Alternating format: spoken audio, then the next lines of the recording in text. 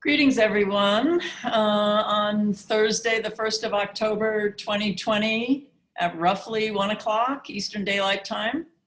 Not sure where you are watching this lecture on Zoom, but I welcome you from wherever you are, and thank you for joining us. Many of our students are fortunate to be in New Haven and able to work in Rudolph Hall. We are not in person together for this lecture. Nevertheless, it gives me great pleasure to be with you in some way and to be able to introduce today's speaker, Rebecca Choi. Now, before I formally introduce Rebecca, for those of you who are Yale students and Yale faculty, I'd like to thank you again for your patience and your good spirits while we continue to work together in formats like this. Because we are meeting midday on a studio day, this lecture and Q&A will end promptly at 2 p.m., so studio can begin on time. And also, if you have questions following the lecture, please use the Q&A box. And Ruchi, thank you in advance for handling that. Rebecca Choi is joining us from Switzerland because whatever we miss about meeting in person, these formats do allow lectures at different times of day and from visitors who are physically far away. She's currently based at the ETH in Zurich. So greetings from the other side of the Atlantic, Rebecca. Rebecca received her PhD from UCLA this year. Congratulations. The title of her dissertation was Black Architecture, Race, Pedagogy and Practice, 1954 to 68. She received a master's degree in urban planning as well as a BA in design and media arts from UCLA as well. So despite sitting in Zurich, she's a California girl. Rebecca has written on the Watts Towers, the Black Panthers, and issues of density in Los Angeles. And before moving to Switzerland, she taught at UCLA and had worked with the artist Mark Bradford and the urban consulting organization founded by Tom Main, the Now Institute, which is out of Culver City, California. Her lecture today is titled Surveillance and Self-Determination, the Black Workshop. Please join me in welcoming Rebecca Choi. All yours, Rebecca. Thanks, Dean Burke and the School of Architecture for inviting me to share my work.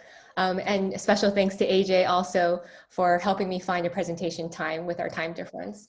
I'm going to share my screen and I'm going to share some ideas and objects and projects and histories that speak to my interest in understanding architecture's response to widespread racial uprisings of the 1960s. And with the premise that we know a lot about the so-called race riots and the civil riots or the civil rights movement and the rise of Black power in the US in the 1960s. And we know a lot about architecture in this period, but the particularities of how architecture responded to these events and their implications are less known. In my doctoral research, I offered 3 case models that address the complicated and long-standing problem of architecture and white supremacy. And I examined the often overlooked structures of racism found in pedagogical policy, legal frameworks that gave birth to new forms of discrimination and segregated racial geographies. I argued that the racialization of American architecture as a discipline and a profession constituted a coordinated, structural, and cumulative project that reproduced itself in the buildings and urban spaces that made up the built environment, in the kinds of pedagogies taught in the academy, and in the projects that were deemed worthy of display in major institutional exhibitions. I examined the interrelationships between architecture, universities, city governance, and racial uprisings on 3 cities, Philadelphia, New Haven, and Harlem, because of the extreme concentration of interactions at Penn, Yale University, and Columbia, and their respective neighborhoods. In all of these cities, urban renewal mobilized and acted on racial meanings in an effort to maintain whiteness. In contributing to the growing scholarship on architecture and race, the case studies presented were chosen to best demonstrate how architects responded to racial insurrections fueled by anti-Black prejudice and policing. Anti-Blackness manifested and circulated not only in the physical design of segregated buildings and cities, but in project plans and policies. Here I'm showing you a map of the Morrison Styles residential halls designed by Eero Saarinen that, with the highway seen in the dotted lines, further fortified Yale's campus from, quote, low-income neighborhoods that offended the sensibilities of the university, unquote. In contrast to existing historiographies of architecture that until recently have typically excluded social histories of Black lived experience and radical forms of resistance, this project highlighted architects who were in, but not of, architectural institutions. These architects, some of whom were located within the institutions and others squarely outside of them, worked against the architecture establishment to produce what Robin D.G. Kelley has called Black people's dreams of a new society, and those that envision new Black horizons. So Black architectural freedom dreams, to borrow Kelley's words, varied in provenance, form, complexity, and real-world effectiveness, but they shared a common commitment to imagining the otherwise ways of doing architecture. And one of the challenges of writing this history within the discipline of architecture is the field's tendency to demand visible, concrete impacts. I was less interested in finding impacts and more interested in asking what changed in this moment. For instance, universities were beginning to include people of color and include them in their ranks. And Black architects were mobilizing and making new alliances and connections outside of the university gates in ways that the architecture world would never have seen before. So for me, the question lies not just in asking what actions or ideas were produced and its effects on architecture, but I ask questions that point to the relationships, contradictions, and entanglements between architecture and race in this time. By attending to these shifts, mobilizations, and responses, I found that in my case studies, there were no visible impacts. Black architectural pedagogies, project plans, or policies in architecture today. In the examples traced in my dissertation, the structures of whiteness fundamentally remained intact, and what was taught and how it was taught in architecture schools have not changed. For example, the same pedagogical structures and concepts of the 1960s continue to guide the primary methods through which designs are arrived at, legitimated, and defined today. To critique and unsettle these structures of race and power that inhere in architecture, I argue that we can find powerful, transformative alternatives in the less visible histories, the overlooked proposals, and the disavowed imaginings of Black architects, architects in training, and cultural producers who wanted to design the world anew. Understanding the ways in which Black activism carved pathways for integrating multiple voices in imagining new projects is important for architectural history. And I would like to say that the legacy and significance of this work to the discipline of architecture and planning lie primarily in that they shifted how architecture engaged with the world, even if momentarily. And so for my talk today, I'll detail the Black workshop at Yale and the Watts Urban Workshop in Los Angeles as a case model. The racial climate of the so-called, quote, riot era supplied both workshops with the motivation to create alternative methods for community engagement and world making. Yet both workshops have fallen out of focus in the dominant architectural histories of the 1960s, despite the fact that, for example, the Black workshop's fundamental resistance to solidified notions regarding how one received course credit, what was considered acceptable architectural production, who the field imagined itself for, and where architectural thinking can occur, transformed the privileged space of whiteness within the academy, and I would argue transformed the very definition of architecture. So for me, both workshops worked within the Black radical tradition and created Black architectural imaginations. In thinking about Black radical traditions, I'm taking up an expansive epistemology of Blackness that departs from linear or fixed notions of Black identity in the United States. Instead, understanding Blackness as an epistemology, a way of knowing and inhabiting multiple life worlds and possibilities, is a project less concerned with outdated categories of racial identity, but are new possibilities that are created when we rearrange the whens and wheres of Blackness in nonlinear and non-causal ways.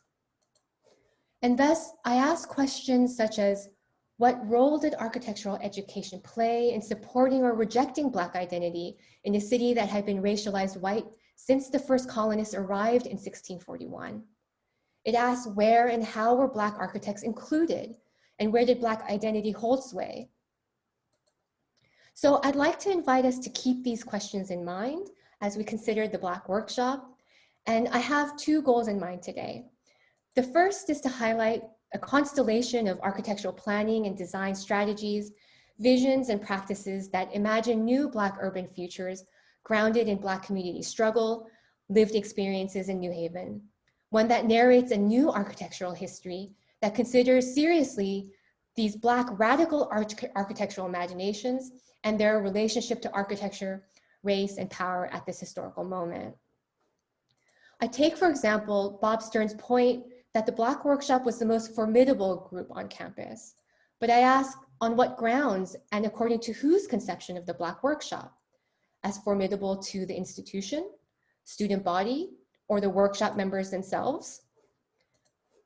To the extent that the school placed the Black workshop off campus on 1081 Chapel Street in a former bookstore, currently the site of the Yale Center for British Art, we can see a friction from the workshop as they mobilized against and made demands of the university generally and the architecture department specifically. My second goal today is to make a claim about the Black workshop and their collective output from their manifestos, their buildings for a workshop, written proposals and programs, as an effort to draw the contours of what we might call Black architectures. My point here is not about claiming a new term, Black architectures, but I am interested in placing architectural history in dialogue with the genre-defining work of Robin D.G. Kelley, Catherine McKittrick, and Paul Gilroy, who considered Black creativity and cultural productions as a response to social death, dispossession, and insecurity that came from centuries of colonialism and slavery. In putting forward Edward Glissant's call for Black history that exists despite plantation-centric and colonial economic regimes, McKittrick emphasizes Black resilience that centers Black lives as the subjects rather than objects of history.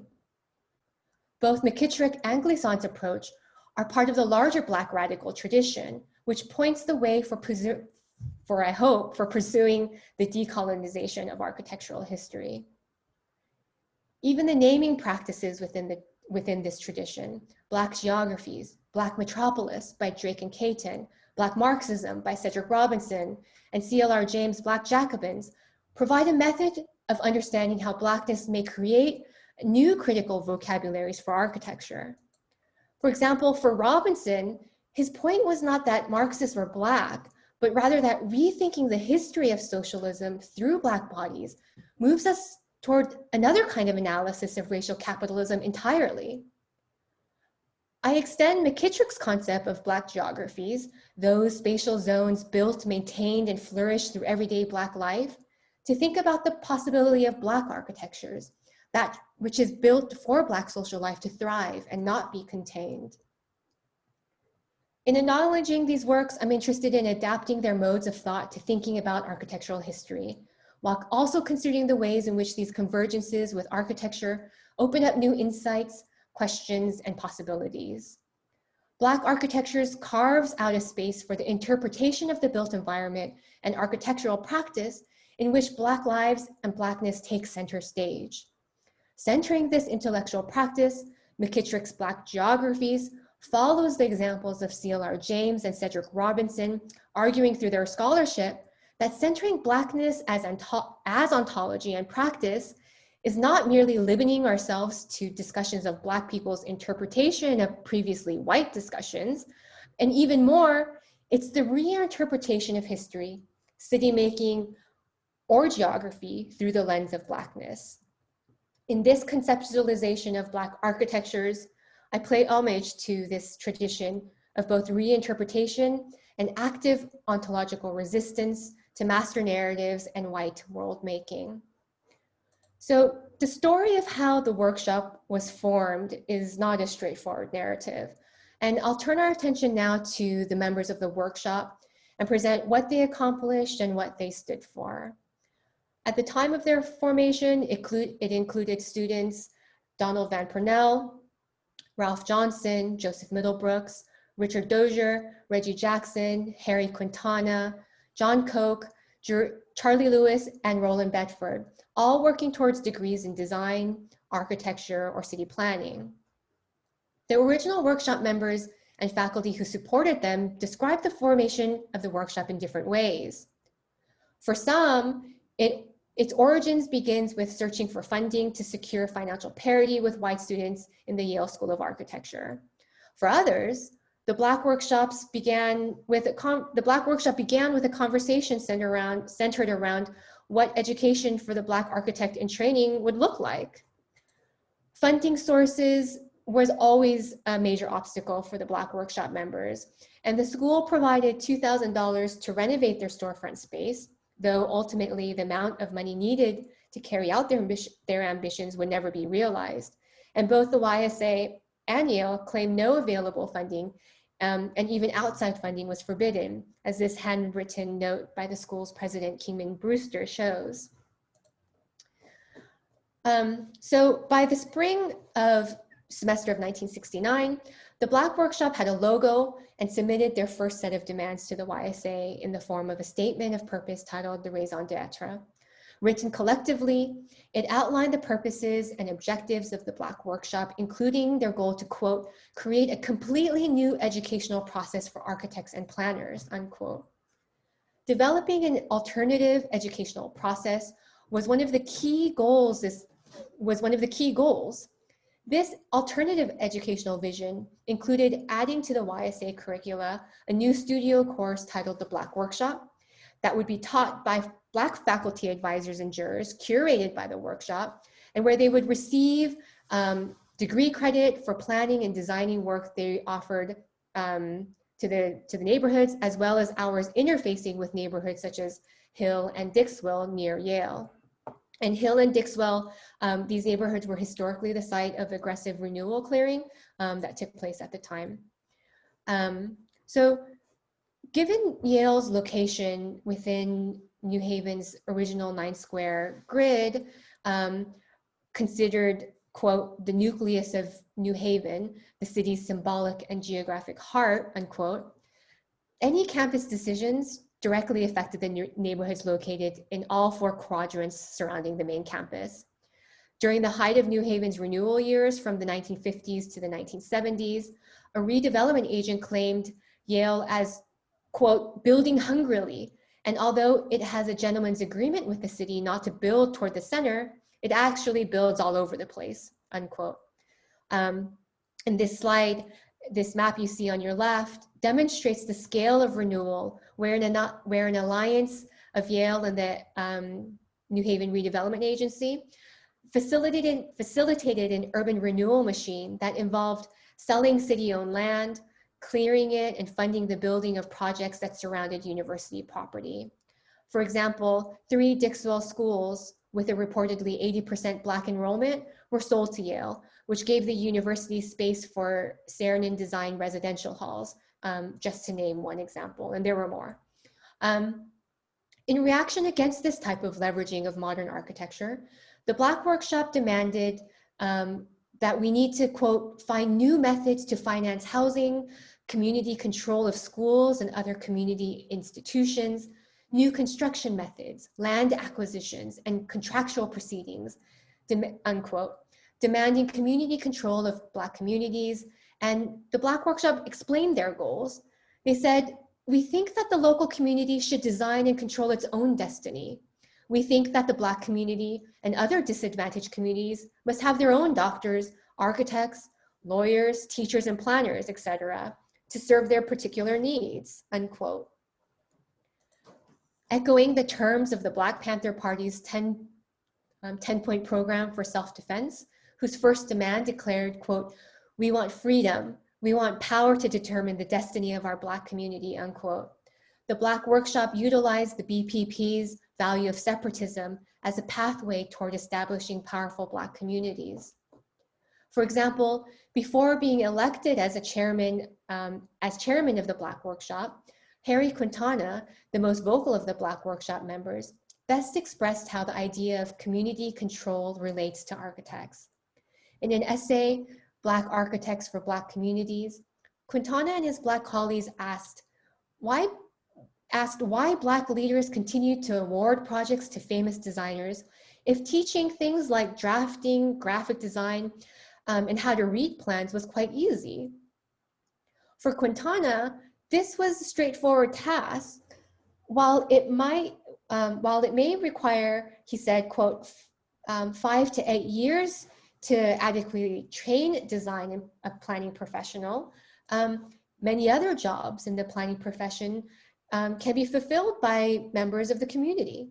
Secretaries, typists, surveyors, physical and social planning aides, draftsmen, and various other graphic technicians. The military seems to find no great difficulty taking practicality or taking practically any reasonably literate member of the society and providing him with the skills needed to perform satisfactorily in any one of these above listed jobs within 8 to 16 weeks. So within this critique in mind, the members of the Black Workshop engaged in multiple strategies of what might be considered Black architectures. They engaged architectural education as a way of building community control through self-determination. They conceptualized a separate Black commune that upheld and centered Black life and sociality. And they focused on a housing proposal that sought to address poverty by way of architecture. And I'll go over each of these points in a minute.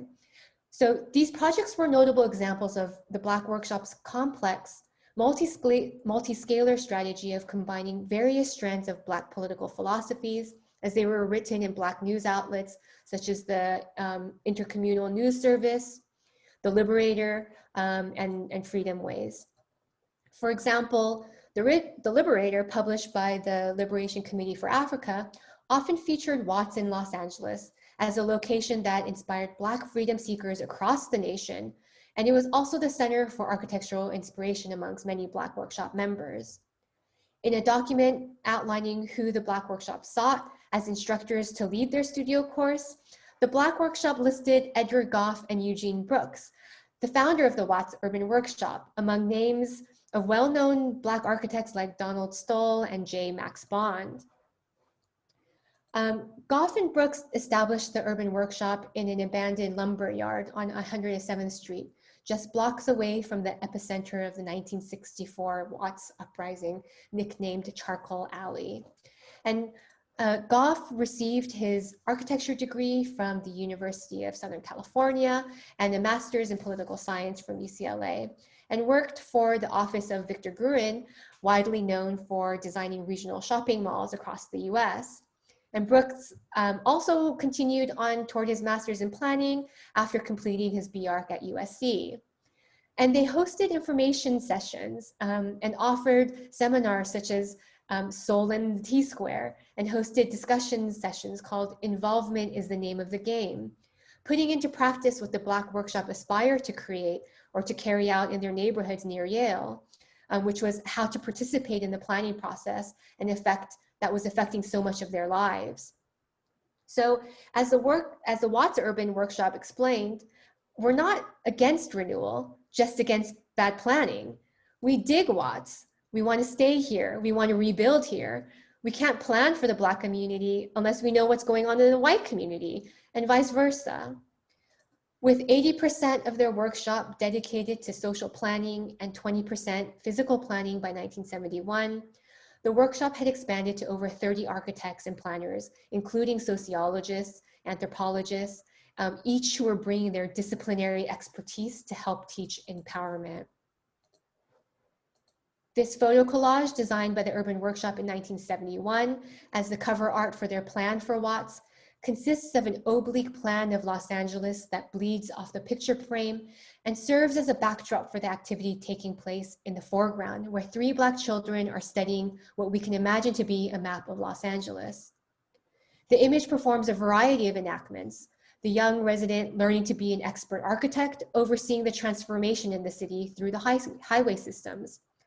While perhaps never meant to be read alongside the thematic of the modernist superhighways, or necessarily the expert architect giving form to the city, rather the photo collage can be read as more appropriately performing a radical break from modernist architecture and planning discourse, putting forward perhaps an enactment closer to self-determination. Self-determination for the workshop would be gained through a step-by-step process, as indicated in this diagram of how to become a model participant.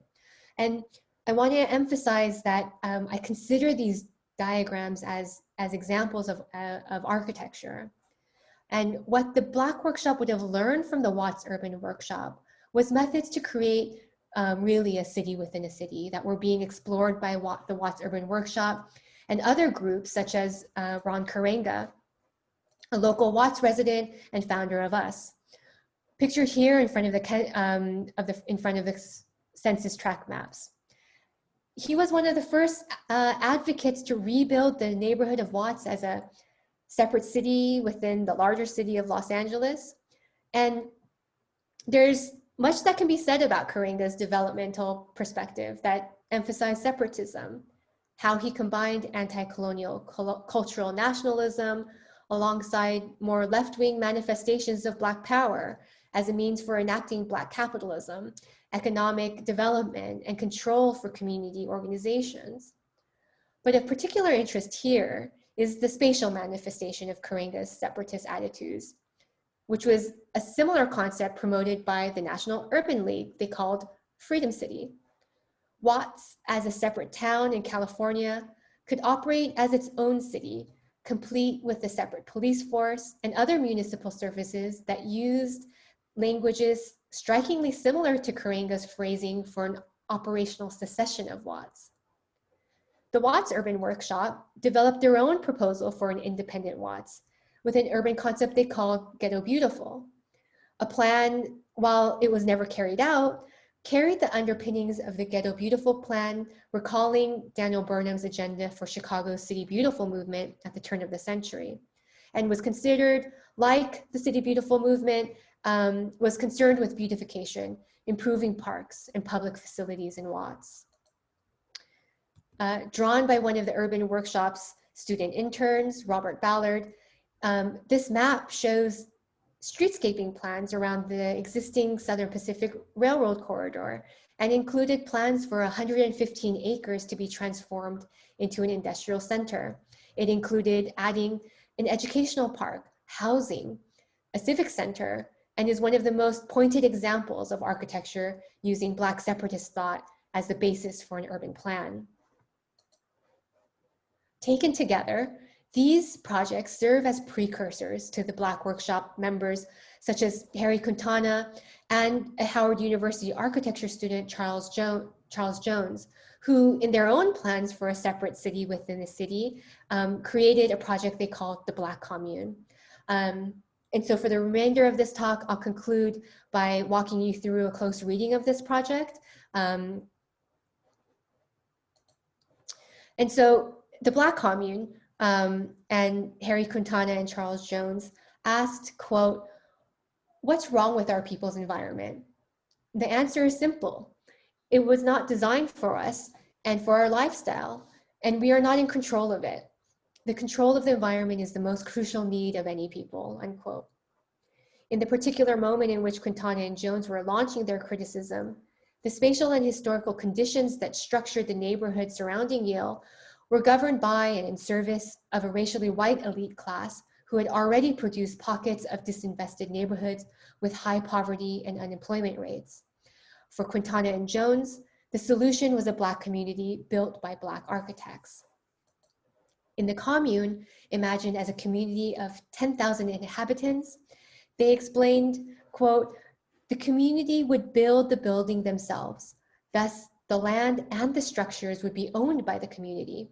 The land could be acquired under the present urban renewal legislation so that Black people could have money to develop it," unquote.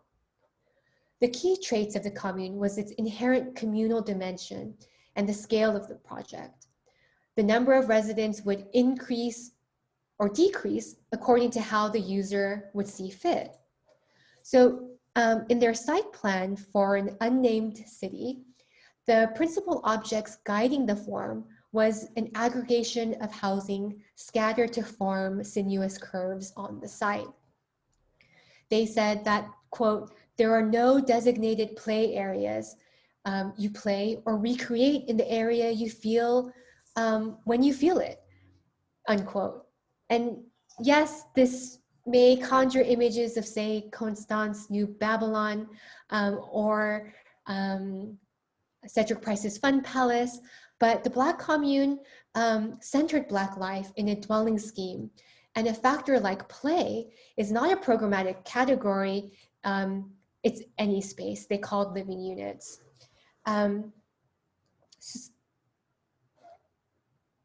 So in this diagram showing multi-use units, the double-loaded corridor of a typical residential high-rise is replaced with living units where the plan of one dwelling unit does not form a discrete apartment, but is conceived almost as a common space.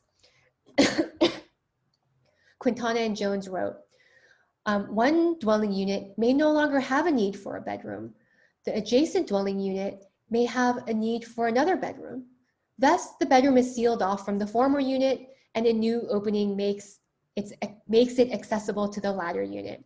Internally, you can begin to visualize the variation of spaces. Your space changes as your need changes. The interactions of the sharing of spaces, experience and experiencing different spatial sequences lead to the kind of communal sharing that our original ancestors experienced in their tribal setting, unquote. Indeed, the concept of a new kind of housing typology, where the project was built and rebuilt daily by its inhabitants, became evocative of tribal Black communes. But their proposal for the Black commune can be read as the workshop's members' refusal to, quote, follow Whitey's rules for planning, unquote, and provide, if not executable as a building project, a sharp critique of public housing's architectural features. With the formal composition of the brick as a basic unit geometry of the rectangle, in the hands of Quintana and Jones is not a solid object, but in fact, each brick is a unit volume that can be stacked to produce the variety of spatial arrangements as the quote suggests. The freedom and openness that they ascribed to African villages was presented to their jury, which included Stokely Carmichael, the prominent activist and author of Black Power, The Politics of Liberation. And their jury would have read their site plan made of these sinuous S and C curves. The section through the site reveals the commune as having a mountainous topography where moments of looking down from above or looking up created topographic vistas. So porosity within the open spaces, which they called water holes, were echoed in the apartment buildings. Each dwelling unit of a typical apartment floor plan was made of a series of openings so that it could facilitate the kind of sharing of spaces visible in the tribal settings that they studied. Designed in such a way that facilitated the production of communal relationships, the Black commune mobilized architecture to support sociality rather than to suppress it. As Quintana and Jones argued, that most architecture did. And so, although they never indicated which African villages they were looking at, and there is a bit of fantasy at play here, the communal symbiosis that Quintana celebrated in African tribal villages revealed themselves in the floor plan and through the medium of architectural models and drawings. For them, the idea of an architecture of support was facilitated through the frame of the commune. As they saw it, it was through this idea of community, architecture operating at the scale of the building that would extend out like a metabolist project and grow into an entire city.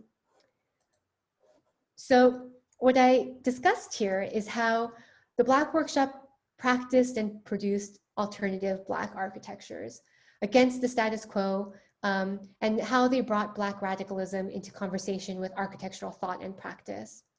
In rethinking architectural curricula, members of the Black Workshop built spaces they could call their own.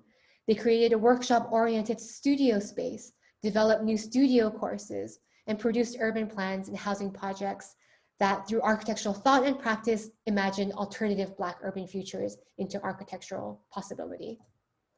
Thank you.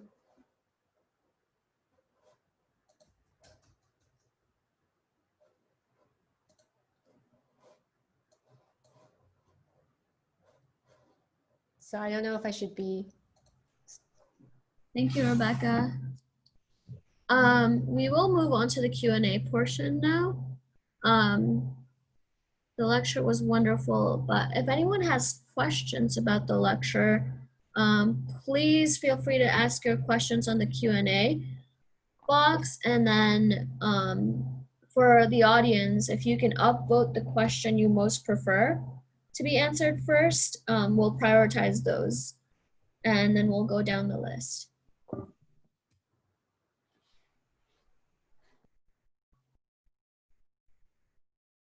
Sorry, am I supposed to read the chats, or are you going to read the questions to me?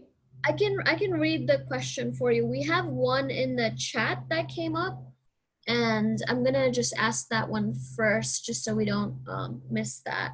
The question is asked by Nina is, were there active women participants in any of the three examples? Yeah, I mean, there were planners and female planners and architects that were coming into the program, particularly in the Masters of Environmental Design. In its original formation in the Black Workshop, they were men. But I do want to point out that, you know, Yale started to accept women into the university late in 1969. So those kinds of questions are definitely pertinent and definitely still kind of affect my own thinking about this project as gendered. Got it. And then there was one more, I guess, similar question that came up in the chat, and Kim asks, were women involved in the planner or in the planning or architecture process? Yeah, so definitely. And I had interviewed a few planners. The now current mayor of New Haven, Tony Harp, was a graduate of the MED program. So yeah. Wonderful. So there's a lot more. So there's 8 more questions. Hopefully we can get through all of them without too much delay. So Josh asks, thank you, Rebecca. This history is incredibly important, and thank you for distilling so much content. Where can I learn more and read deeper into some of these proposals and ideas? Yeah, that's a great question. And I would say, you know, most of the content on the Black Workshop is housed in the archives. It's in 2 places, in the Yale School of Architecture, in their papers, and also in Kingman Brewster's papers as well. There are, like, historians have discussed their work in various different ways. Brian Goldstein has written about the Black Workshop in conversation with the Planning Forum and the dismantling of the city planning department that was taking place in this exact moment. I would say, you know, this is a history that has not been heavily written about in comparison to a lot of the other student groups like TAR, the Architects' Resistance, or any of the other kind of examples of, quote, radical pedagogies that have been written in this moment. And I think also, you know, because Charles Moore, during his tenure at Yale, had created such sort of prolific output of the first-year design building program, those kinds of projects get a lot of architectural ink, and part of this project is an effort to sort of give space to the projects that have really been understudied. So yeah. how was the Black Commune project received in the school and field? Did it generate responses or further commentary at the time, or did it seem ignored? Yeah, I mean, that's a great question, you know. I mean, it was printed in Perspecta. So already through the medium of the school's journal, really, I think that it was a provocation.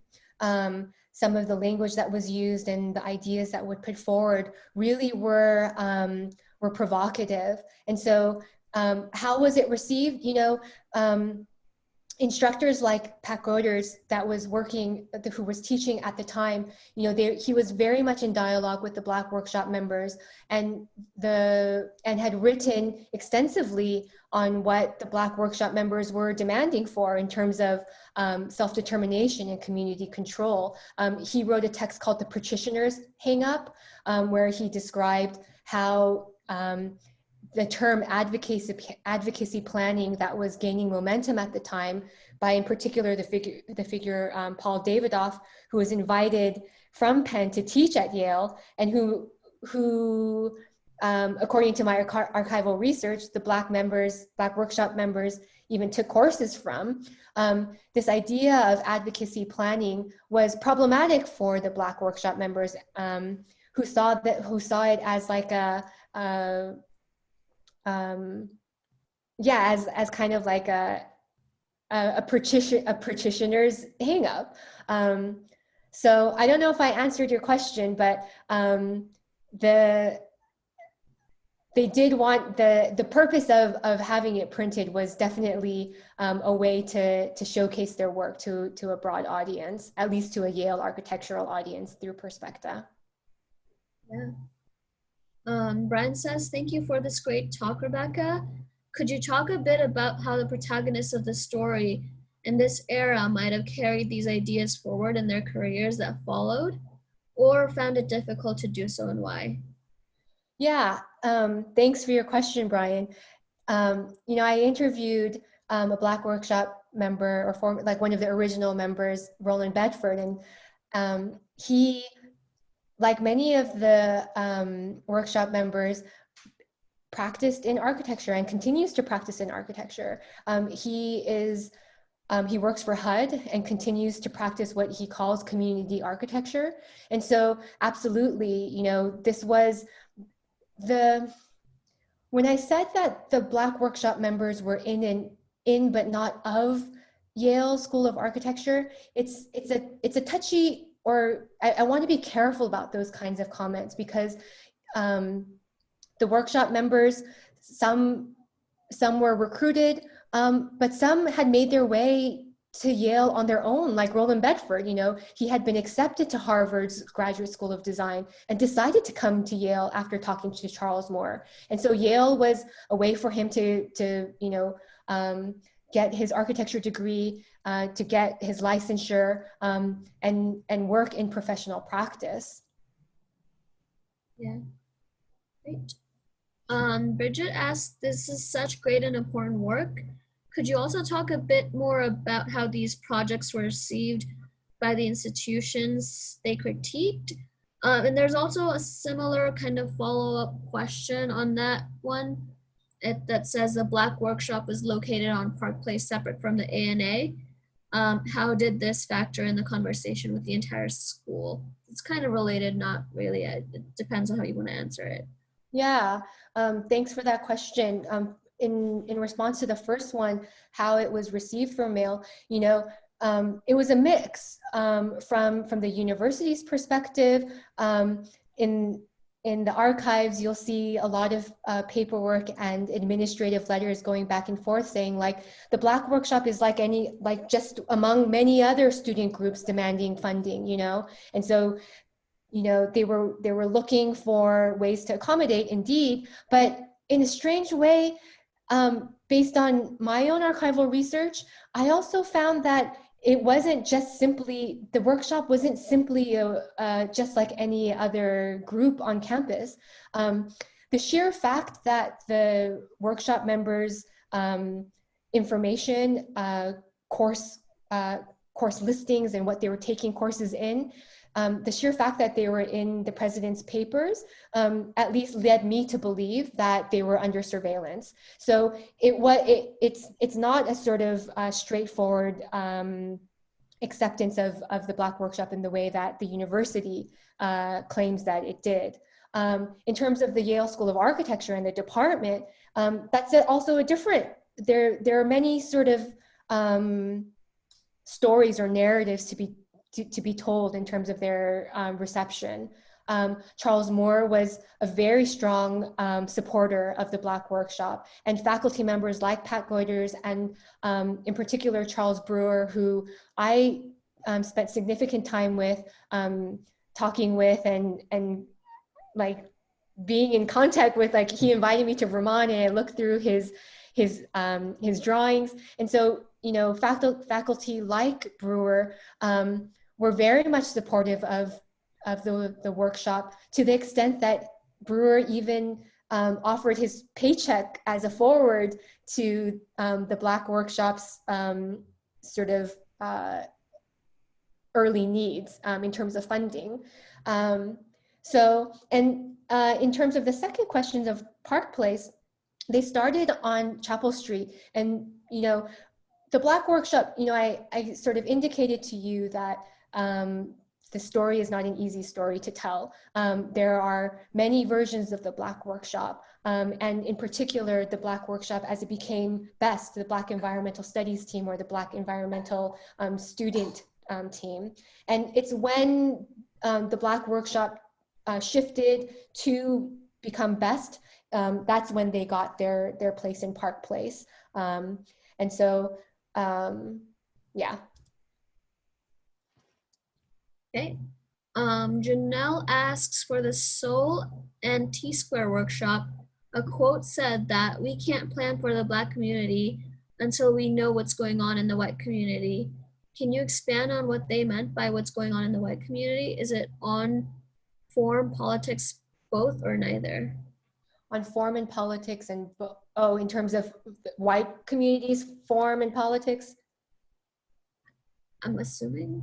Okay, yeah. I mean, yeah, thanks for that question. And thanks for sort of honing in on Seoul and T-Square. In terms of the question on, you know, what their interest in what the white community was doing, you know, I think what they were indicating here was that Watts, like many cities across the United States, was centered in the central city and was heavily disinvested. The uprising in Watts in 1964 was just one demonstration of the kind of segregated racial geographies that policy like urban renewal had produced. And this effort of maintaining white supremacy and a sort of racialized whiteness, to borrow Cheryl Harris's term. So I think, you know, in terms of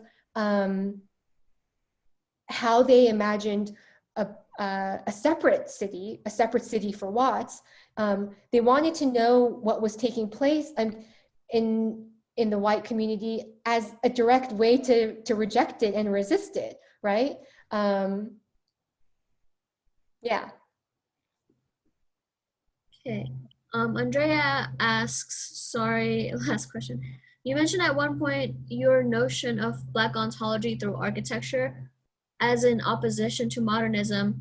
That is, for example, you cite Eero Saarinen designed dormitories at Yale as an enactment of modernism in the 1960s. Is modernism white? Do you see modernist architecture as a white ontology?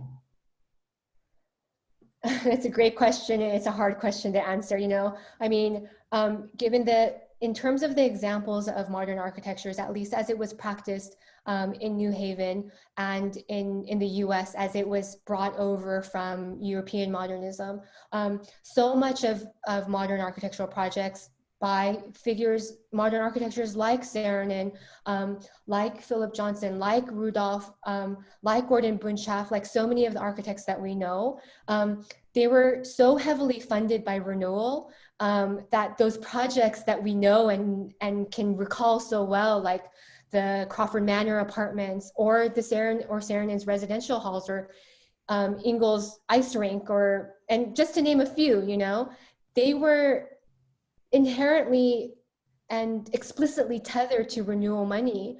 And the renewal money, at least from the city's perspective and the white sort of business elites that were trying to create a particular kind of bourgeois city, focused on maintaining whiteness. So if we accept that city planning in this moment was heavily oriented and actively creating and maintaining a kind of whiteness, a white sort of urban imagination, then I would say, yeah, carefully, that a lot of modern architecture is indeed white, problematically white. Noah says, thank you for a great lecture. I'm wondering what happened to these initiatives and pedagogies championed by the Black Workshop after they graduated from Yale. Do you see future opportunities to incorporate this work into Yale curricula? Yeah, I mean, I think that's a great question. Thank you. And I think that part of what I encountered when studying the Black Workshop was that a lot of the initiatives that they put forward in the Black Workshop and the Watts Urban Workshop really is that the initiatives that they put forward are so kind of relevant and contemporary to the kinds of conversations that we're having today. And that this call for greater diversity, serving the Black community, thinking about Black architectural futurities, you know, these things, while they didn't sort of have teeth in their historic moment, in that the curriculum changes that they demanded may have been addressed at certain moments, but the ways in which architecture is being taught today, and it's changing, right? It's not saying, I'm not saying that we're in a, I'm not saying that it's not changing, but what they were asking for didn't, I would say, didn't have the kind of stability as the Beaux-Arts model of the studio typology that holds currency today. And that's not to say that it's a lost promise by any means. It's to put forward as a prompt to look to these historical examples as potentially alternative ways forward for our own architectural education today. Mary says, thank you for this lecture, Rebecca. Could you talk a little bit more about the relationship between Black Workshop and the Black Panther Party? In particular, I was curious if Black Workshop was involved in May Day protests in New Haven, or had the organization dissolved by then? Yeah, no, I mean, they were absolutely at its peak during May Day. So thanks for that question. But part of the history of the Black Workshop is that I didn't want to sequester or silo them firmly within certain Black power ideologies. The Black Workshop members, their backgrounds and sort of subscriptions to civil rights and Black power varied immensely, and the spectrum was wide. And so not all of them were following the Black Panther Party or Black power ideologies. The May Day was just another event on campus. Like, for example, Ron Bedford didn't participate in May Day, even though for a lot of Yale activists and sort of countercultural individuals that were protesting in that moment, May Day was a significant event in that moment. The Black Panther Party's visibility in New Haven is something that can't be denied. And I hope to sort of give an indication of that in this talk, that so much of the verbiage that the Black Workshoppers were using were echoed, were being pulled from the Black Panther Party's prolific graphic design and prolific kind of vocabulary that they published in their intercommunal newsletters. So I don't know if that answered your question, but yeah, some participated and some didn't. Yeah. So we only have time for one or two more questions because studios are about to start. And I apologize, Rebecca, there's like 17 questions on the board and then one more on the chat. Chelsea, thank you for the lecture, and as one of the graduate topic studios at USC this year is set in Watts. What would you hope students taking this studio could learn from the Black workshop while looking at the Central Avenue corridor? Hey, Chelsea, thanks for your question. I'm excited to hear about that studio in Watts. And I guess if I were to be asked, I would say I would rely on Catherine McKittrick and so many of the sort of Black geographers that are producing such wonderful work in the discipline today, which is to refrain from going to Watts as a place, as an object of study, to go and to view or observe as a sort of other space from the university gates, but to engage, to think through what that central corridor was historically, how the central corridor was a kind of gateway for industrial economies and production. And so definitely to sort of take a wide view, a broad view, and a historical view, but I would also urge you to take this sort of sectional view and to go and enter into the neighborhoods, walk and engage in the way that the Black workshoppers absolutely were doing in New Haven. Wonderful. Jack asks, your analysis of the form of Black Commune was very evocative and draws out a contrast of it to Amiri Baraka's Kawaida Tower in Newark, New Jersey, which was a pretty straightforward rectilinear volume. I appreciate your treatment of social potential in the Black Commune's form, but could this reading also diminish other Black nationalist architectures from that era? Yeah, I mean, it's a good question, but I would, in short, I would say no. You know, there were so many different facets of Black power groups, Black nationalists, and you know, the projects that you're meant, Baraka, and so many other cultural producers, writers, poets, thinkers that were thinking about alternative life worlds for Black communities.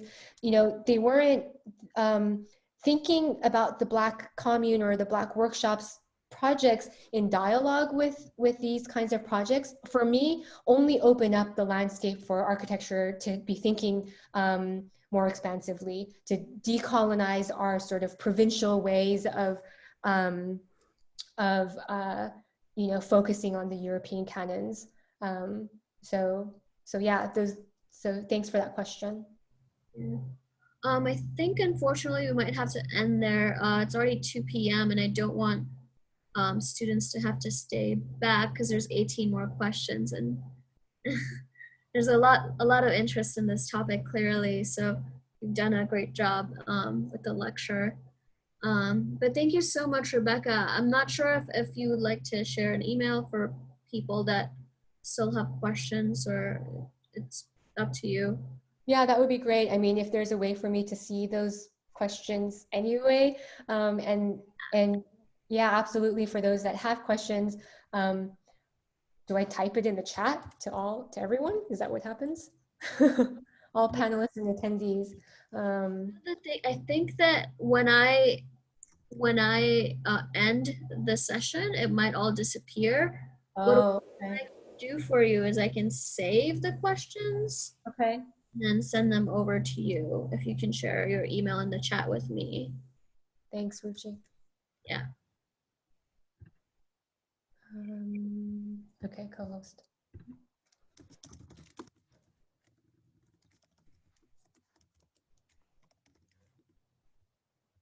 Wonderful. I sent it to you privately, but I also sent it to all attendees. So Okay. yeah. Now you're going to be flooded with questions. Thanks very much. Yeah. Thank you so much for this amazing lecture. It was wonderful. Thank you. Bye, everyone. Bye.